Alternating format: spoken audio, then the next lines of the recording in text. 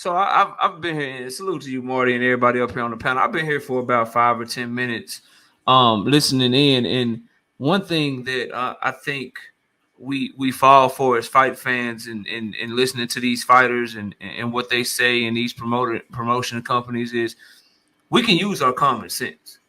Well, like a lot of times we take the information, and if we like a fighter, or we like Bob Arum more than Al Heyman, or we like Al Heyman more than Bob Arum, if it's coming from their side, we just believe it. We just believe it because we already like that particular outfit or that particular fighter, and all that stuff. In the case of Terence Bud Crawford, the issue that he's having and why he's not a star that he should be is because he's a troll, bro. He's a troll. He plays on people's emotions, and he, out of his own mouth, he don't give a damn what fans think. He after him, and people pick up on that. So for all of the talent, for all of the greatness that he has inside of the ring, the reason that people push back and why he can marinate a fight for 5 years and only do 600,000 pay-per-views, and Tank Davis can marinate a fight not at all and it do 1.4 million pay-per-view buys is because Tank Davis and Terence Crawford have completely different ways with how they interact with fans, bro. Terence Crawford is straight up, for lack of a better term, he's an asshole. He's an asshole to his fans and shit, bro. Like, just for instance, right? I see your title, Marty, the 147 shit.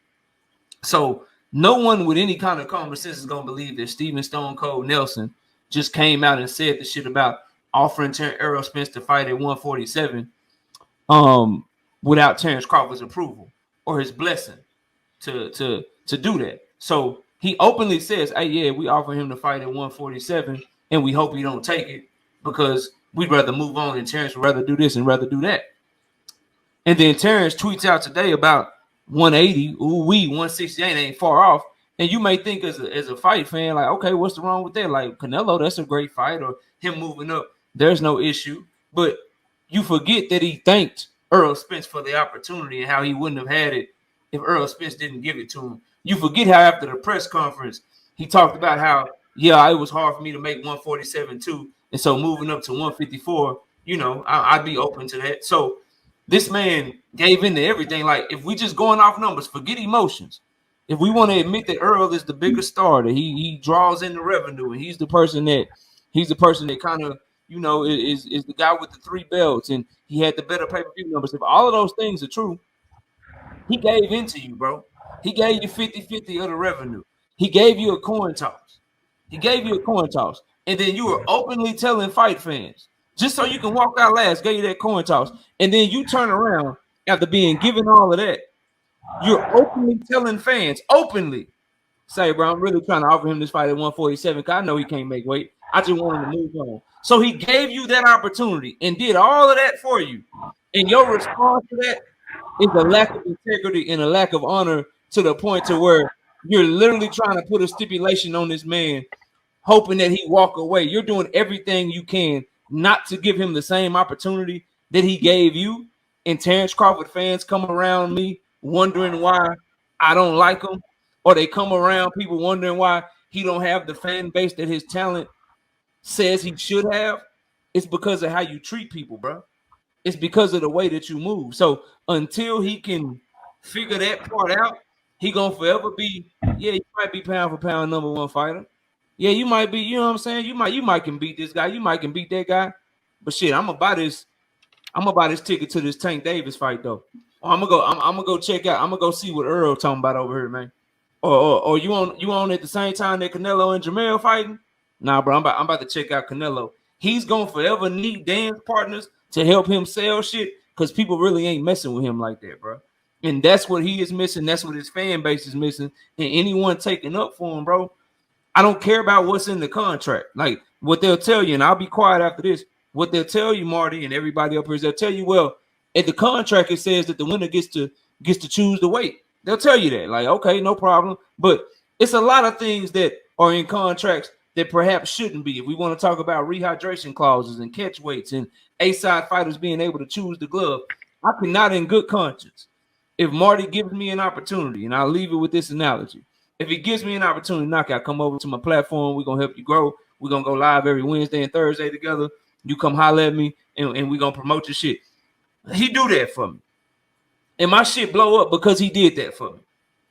And I'm able to take that, and now I got 100,000 subscribers, and now I got 5,000 people watching me live every time I go live. I done blew up off of them, like Terence Crawford did. You know, 2-time undisputed, first man to ever do it in the 4-belt era. Only other person do it is Clarissa Shields.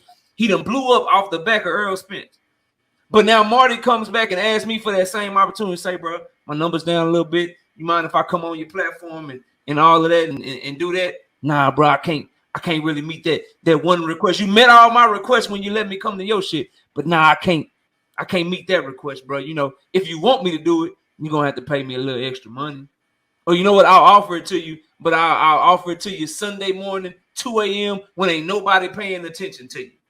And then you can come do it. I offer it to you in bad faith.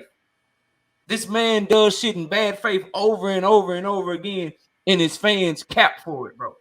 Me as a man, bro, I could never be a fan of somebody that behaves like that because I would never do that to anybody, bro.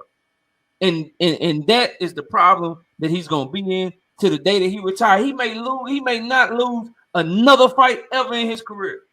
I guarantee you, he'll probably never crack 1 million pay-per-view buys, bro. No matter who he fights.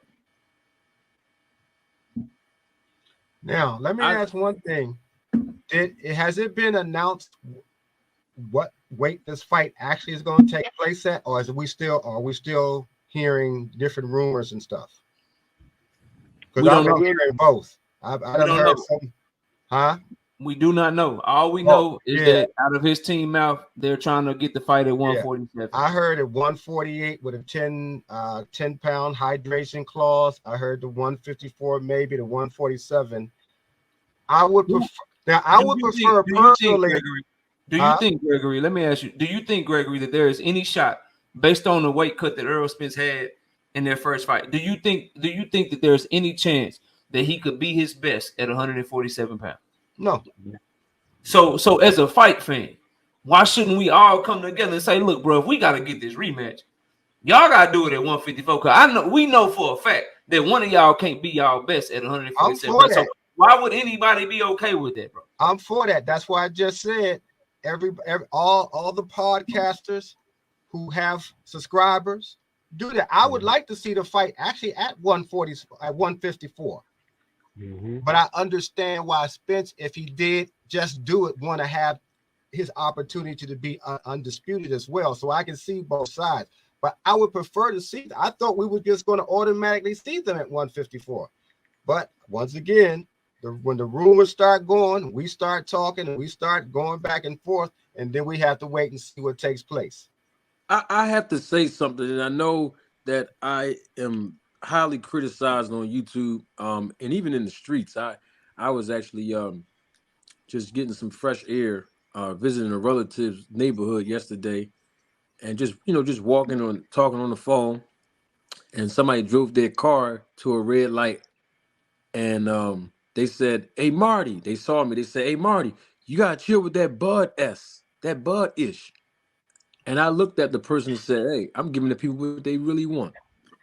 And he said something about this fight happening at 147 pounds. And my point is, anybody, I got to say this, anybody that disagrees with what knockout boxing just said, I mean, he said everything this man said was a fact. It wasn't an opinion. It was a fact from a standpoint of a professional boxer, and from a standpoint of us being men. And we have women in the chat and women watch us all around the world. So I'm not excluding women. I'm just saying because we're talking about two men in the scenario of Spence and Crawford. If anybody disagrees with knockout boxing's perspective, there's two things that's the issue. Number one, either you are a hater, or number two, you are delusional. There's no way anybody with good conscience, just common sense, can say that what knockout boxing just said was outlandish, was a reach, was an excuse. Absolutely not, because it's all sitting in front of our faces. And time again, even if we believe something that Crawford say. I don't know why it's like this.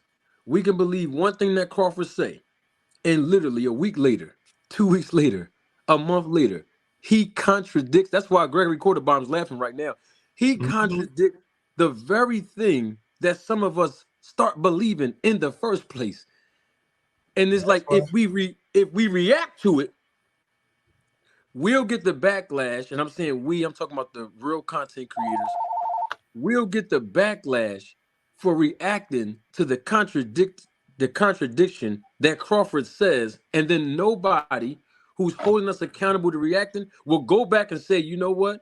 How did we get to point A? Let's go back and investigate point B of how we got to point A of a reaction in the first place. And point A was, wait a minute, Crawford said this. Now he's saying this. Hold on for a minute. First he said at the post-fight press conference, and I rolled the tape the other day on this, that when he was asked, will you be willing to fight the rematch with Errol Spence at 154? He said, yes, I'm cool with it. Yes, I have no problem with it because I can't make the weight either. Those are words of Crawford himself at the post-fight press conference. Yeah, I'll be willing to fight at 54. Now these tweets come out literally 2 months later, or a month and a half later, and say, no, we gonna offer him to come stay at a weight that we all know he got an issue with at 147. Now it's the next day or 2 days, 3 days later. Oh, well, you know, Bud's, and I saw somebody in the chat earlier say this right here. Bud's walking around at 180. He's preparing for 168. It's like, which one is it? Do any Bud fan want to hold him accountable for this? Because when I do, I'm a hater. I'm jealous. All kind of. I'm not even gonna repeat all the stuff that people say about me here. But the thing is, this is all logic, and it don't take rocket science to see what's happening.